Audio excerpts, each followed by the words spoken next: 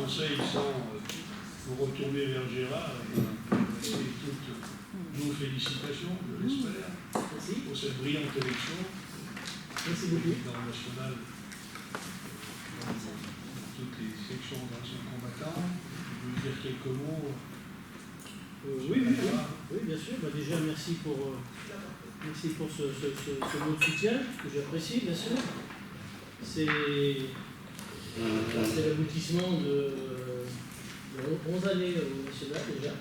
Ça fait 11 ans que je suis au bureau national. 14 ans que je suis au conseil d'administration. Et 5 ans que je suis au bureau directeur. J'étais numéro 2 vice-président délégué. Le président en place n'a pas souhaité renouveler son mandat, c'était son 10e mandat, parce que ce sont des mandats d'1 an, à oublier. Je me suis remis en question. C'est des élections permanentes. C'est des élections permanentes. Et une campagne permanente. Et des campagnes permanentes. Et donc, voilà, le conseil d'administration a souhaité que le numéro 2 passe au numéro 1. Voilà, c'est un engagement de tous les jours, aussi bien au niveau local que départemental. Depuis 2014, président départemental également. Donc voilà, j'ai du soutien, heureusement du soutien de pas mal de gens déplacés. Voilà. Et également des gens. Il n'y a plus qu'à faire. Maintenant, il n'y a plus qu'à faire. Plus qu'à faire. Détermination et puis engagement. Voilà. En tout cas, c'est un honneur pour la ville d'Udine et surtout de la part d'un élu. Donc, tout notre soutien, bien sûr, et tout notre accompagnement pour cette mission nationale qui fait que vous démissionnez du départemental. Non, d'accord, ok. Je n'oublie ni Ugine ni la Savoie. Parfait. On On l'espère. représentera la Savoie dans la grande table, sur la grande table. Très bien, bien. Bon merci de votre soutien. Merci. Bon courage, parce que cette émission est extrêmement importante et très longue, bien entendu.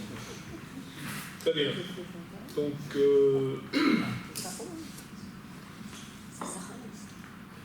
un certain nombre de pouvoirs. Nous avons 3 pouvoirs. Le pouvoir de Stéphanie Luciana à Jamila, Michel Varoni à Jamel qui va accompagner et Gilberto avec le seul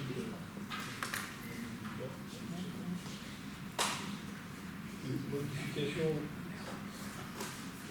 de l'ordre du jour. Donc tout d'abord, du fait de l'absence d'Humberto, donc les délibérations 35 et 36 seront présentées par François, c'est ça? Je ne comprends pas. 35 et 36.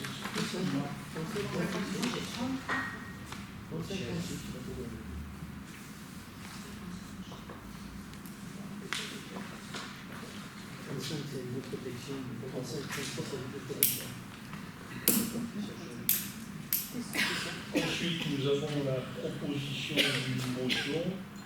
Donc, comme nous le faisons, conformément à notre règlement, il nous est soumis la proposition pour cette motion. Tout d'abord, d'un vote, parce que nous acceptons ou pas que cette motion soit présentée au conseil municipal en fin de séance, je suppose, qui est donc rajoutée à notre ordre du jour. Donc il vous est soumis le fait que cette motion puisse être présentée à notre conseil municipal, chacun le temps à lire, je pense, et chacun en son âme et conscience doit se prononcer. Donc cette motion citoyenne relative à la situation en Palestine proposée par le collectif de soutien au peuple palestinien d'Al-Jalil et des environs. Y a-t-il des oppositions? Des oppositions pour présenter cette motion au conseil municipal. C'est proposé, monsieur Jarre. Des oppositions. Donc, il y a combien d'oppositions? Je vais la demander. Oui, oui. Des abstentions.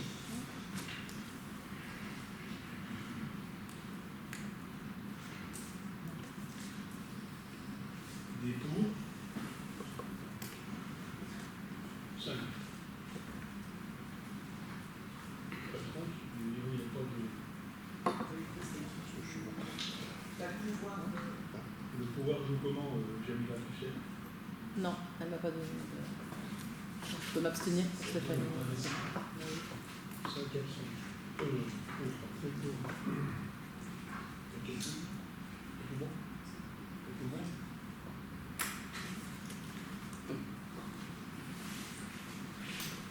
Donc ça veut dire quoi, donc ça veut dire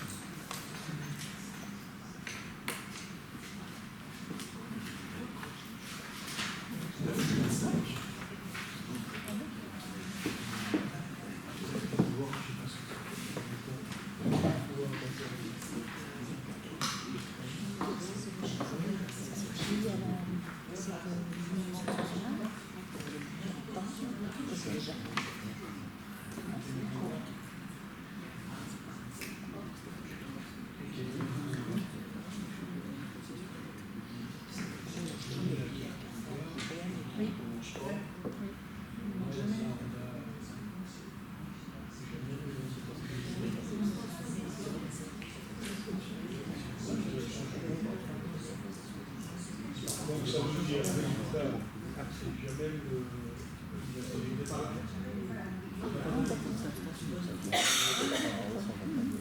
donc 2 votants, nous sommes 29 moins 2.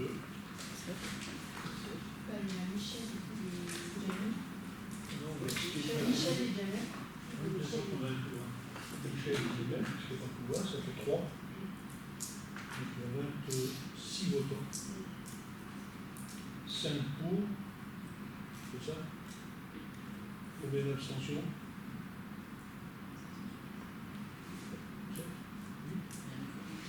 Oui, on est d'accord, on donne les chiffres.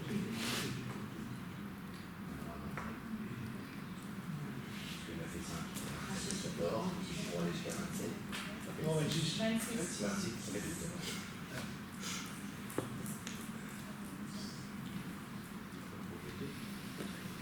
C'est bon?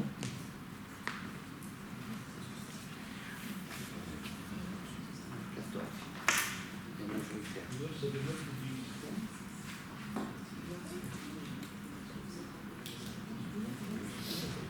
18. Voilà. Donc, ce qui veut dire que cette motion ne sera pas présentée. Les résultats, alors? Donc 5 pour, 9 contre, et le reste, ça fait 12 normalement, abstention.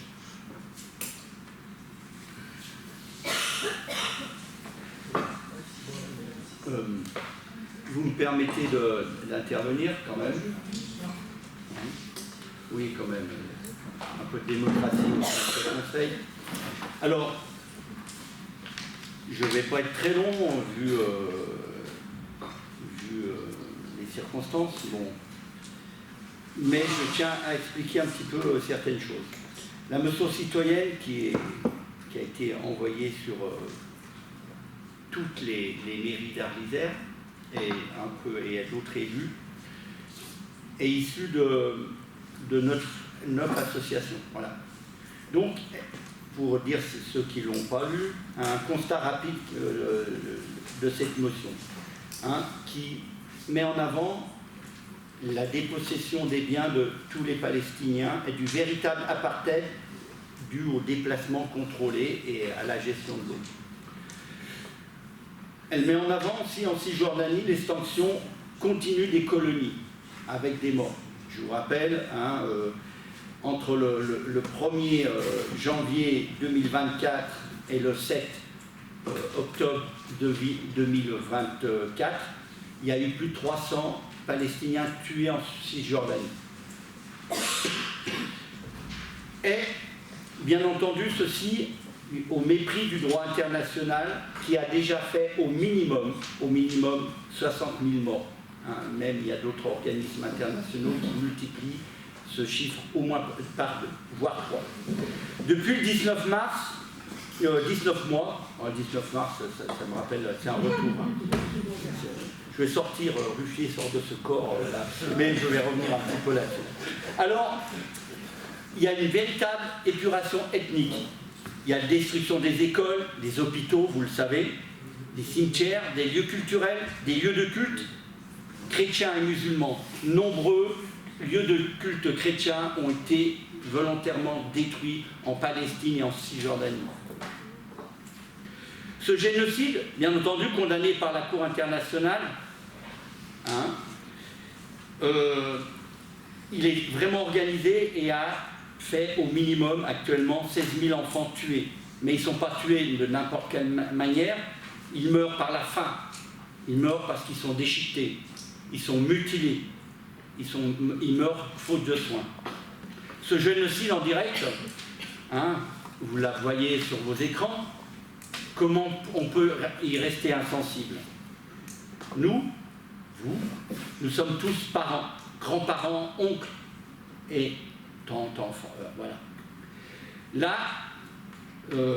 la Palestine, là, elle nous interroge vraiment sur nous-mêmes, sur notre humanité, ou sur nos valeurs chrétiennes.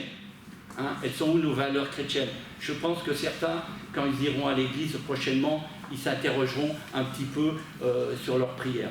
Où sont les sentiments qui devraient tous nous révolter? Nous nous positionnons une fuite en avant par les responsabilités des Israéliens qui peuvent déclencher, et on voit actuellement, une troisième guerre mondiale. Ne sachez que cette motion-là, elle a été faite avant l'attaque de l'Iran. Pas de l'Iran, excusez-moi, je confonds tout. Je me mets à la place des Israéliens, vous savez, j'ai le droit à l'erreur. Voilà. On est près d'une troisième guerre mondiale. Je veux dire, il est temps de faire quelque chose. Et j'appelle à votre conscience individuelle, je l'ai bien vu, où elle est votre conscience individuelle et collective, et qui cautionne bien entendu la politique actuelle de l'État français. Le peuple palestinien, il mérite bien mieux que ça. Il a droit, comme nous, à la justice, à la paix, à un État démocratique et souverain, au respect des droits internationaux.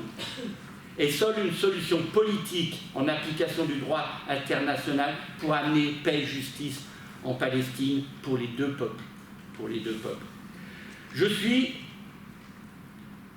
comme parmi vous, je sais qu'il y a des âmes sensibles qui rejettent les actions de notre gouvernement actuel et du gouvernement actuel israélien, mais j'aurais tellement aimé que vous faites porter votre voix et en toute âme et conscience, et en vous détachant de l'opinion de BFM, CNews entre autres, et de nos gouvernements élus. Et c'est vrai, voter cette mention citoyenne aurait été un acte d'humanité. Et excusez-moi, mais messieurs, je ne veux pas sortir parce que j'ai un conseil municipal, mais j'ai honte pour vous. J'ai honte pour vous. Non, c'est pas le propos. On s'est toujours défendu d'avoir chacun nos opinions et on les a en dehors de ce conseil. Mais on a toujours tenu à ce que ce genre de questions internationales ne viennent pas dans le débat au niveau du conseil municipal. Voilà pourquoi on a pris cette décision-là. Uniquement pour ça. Je ne suis pas d'accord sur... c'est notre réponse. Non, c'est la réponse de certains. Mais je pense que vous ne dites pas la vérité sur beaucoup de points. Voilà. Eric ne peut pas dire ça. Si, je peux le dire. Non. Je peux le dire. Et je l'assume. Ensuite, chacun peut signer la motion à titre personnel, il n'y a aucun problème. Je rappelle qu'on représente la population uginoise. Quel est le sentiment de la population uginoise? Vous ne la connaissez pas, nous ne la connaissons pas. Donc sur ces sujets-là, diffusez la motion dans toute Ugine. Ceux qui voudront la signer, ils la signeront. C'est tout. Voilà. Je pense qu'on pouvait, en tant qu'élu, élu représentant, je pense qu'on pouvait aussi donner un message fort. Ça ne changeait pas tellement sur la notion d'Ugine, mais ça changeait aussi sur l'opinion publique change. On voit très bien que par rapport au phénomène de famine qui a actuellement, qui est vraiment choisi, qui est organisé, je pense qu'on avait un autre message à passer. On n'en entendait pas plus. Je sais bien que cette motion, si on s'est positionné, aurait peut-être pas révolutionné, mais aurait participé à une prise de conscience collective de tout le monde. Et je pense que, je sais pas, hormis l'extrême droite, tout le monde aurait acquiescé à ceci. Et faites passer cette motion dans les 3000 foyers élus, et puis ils la signeront ou ils la signeront pas. Nous ne sommes pas élus représentants pour parler de la Palestine ici. Je suis désolé. On n'a pas été élus pour parler de la Palestine ou de tout autre sujet international. On a le droit et on a le devoir d'avoir des idées, on a le droit et on a le devoir de défendre certains principes, voire certaines idées, pas d'idéologie, d'accord? Et là, on peut en discuter pendant des heures. Oui. Donc, non, voilà, c'est tout. C'est juste le respect de nos électeurs aussi. Je le rappelle. Ouais. Ben oui. On a vu le respect des électeurs quand j'ai fait une motion pour la retraite. 70% de la population uginoise, et c'était une moyenne, était contre la réforme des retraites et vous avez refusé cette motion. Donc bien, ne dites pas qu'à un moment vous respectez la population. Donc il y en avait 30 qui étaient contre. 30%, oui. Ah oui, ben, les 30% qu'on représente, on ne peut pas voter pour eux. Allez. Non, mais chaque fois, à tout débat au conseil municipal, on prend le soin d'être vigilant par rapport à ce que pense la population. Bon, j'ai pas ce sentiment-là. J'ai pas ce sentiment-là. Moi, je rappelle que pour le musée de l'automobile, on n'a pas demandé l'avis à la population. Nous avons été élus sur un programme. Le programme du musée de l'automobile, il y avait le programme. Rendez-vous dans quelques mois pour le bilan, il n'y a aucun problème. Est-ce que pour le musée de l'automobile, vous avez demandé l'avis à la population? Ouais, mais c'est une décision pour Ugine et on l'assume, et je l'assume, et nous l'assumons. Oui, mais il n'empêche que la population n'a pas été. Il n'y a pas eu 3000 signatures de pétition pour le musée de Il n'y a l'automobile. pas eu de pétition jusqu'à pas de demandeur. Pardon? C'est pas une pétition. C'est quoi? Bah, tu dis, tu dis à les gens n'ont pas signé la pétition pour le musée de l'automobile, on n'a pas fait passer une pétition. Non. Mais non, mais sur le même argument que la Palestine, c'est ça que je veux dire. Je veux dire qu'il y a des tas de sujets où le Conseil débat sans pour cela qu'il y ait eu des grandes discussions. Comme toute famille, c'est tout. C'est pas pour ça qu'on soutient la politique d'Israël, loin de là. Ça n'a rien à voir. Mais non, c'est juste un choix. Vous aviez... Vous ne présentez pas pour Israël, mais si vous la présenteriez, ce qui m'étonnerait, il y aurait également la même décision, même si nous sommes contre. C'est tout. C'est pas pareil. Les Uginois vont pouvoir voter au mois de mars 2026 sur un programme et éventuellement la sanction parce qu'on aura fait le musée d'automobile. C'est tout. Ils ne peuvent rien faire pour la motion citoyenne, sauf de la voter, de la signer eux-mêmes. Mais vous avez bien compris que c'était l'histoire d'envoyer un message fort. Oui, on a le droit de ne pas être d'accord sur ça. Mais oui, mais vous avez le droit d'être d'accord. Et puis pour moi, cette motion, elle était vraiment apolitique. Hein, je me mettais... Si, elle est humaniste, c'est tout. Elle est humaniste. Balayer les filles, ça ira peut-être un peu mieux. Moi, on rentre sur un terrain qu'on n'abordait pas et qui était... C'est toi qui l'aborde. Oui, mais je veux dire... Non, c'est pas politique. Du moins, si, c'est politique parce qu'on veut changer la société, on veut changer les faits. Nous sommes désolés, on ne comprend rien à la politique. Ça dépend laquelle. Et surtout, on ne veut pas faire de la politique ni nationale ni internationale ici. Chacun sait quoi. Allez. Allez.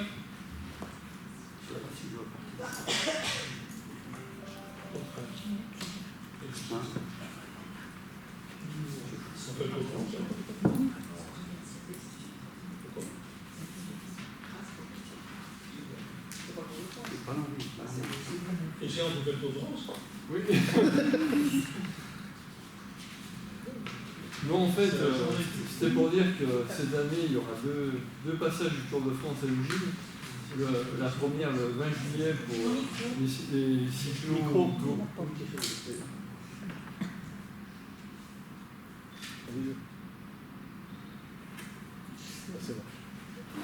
La première, le 20 juillet, pour les amateurs. amateurs, les cyclotouristes, avec une participation de 16 000 concurrents au départ d'Albertville. Et le deuxième passage aura lieu le 25 juillet pour l'épreuve professionnelle, sur le même parcours, entre Albertville et La Plagne, en passant par Ugine, Héry-sur-Ugine, Crévoland, Le Césy, Arèche, Col-du-Pré, Cormède-Roseland, arrivé à La Plagne. Donc forcément, il y aura des répercussions pour la commune, notamment sur le passage du tour amateur, où on est sollicité pour assurer la sécurité avec des bénévoles sur les carrefours. Donc on a listé un peu les carrefours à protéger qui vont de l'entrée d'Ugine au niveau de la 2x2 vers le pont qui relie les Râtelières et l'île, jusqu'au pied de la côte d'Héry, donc au carrefour de Flon, ce qui représente 44 carrefours. Donc en moyen, on a besoin de signaleurs, 25, on ne les a pas à ce jour, il nous en manque encore 3, et on a besoin de barriérer tous ces carrefours. Donc voilà. Après, il y aura une dotation qui sera faite par ASO pour les bénévoles, avec t-shirt, casquette, coupe-vent, banane, etc. Aujourd'hui, nous avons reçu des affiches, une cinquantaine d'affiches de la part d'ASO qu'il faudra dispatcher dans la commune pour informer la population du passage des 2 tours, notamment du tour cyclo, qui a une amplitude horaire bien supérieure à celle des professionnels, bien plus matinale que celle des professionnels, puisque les routes seront fermées à partir de 6h45 jusqu'à 10h38, puisque les 16 000 concurrents passeront à l'Ugine.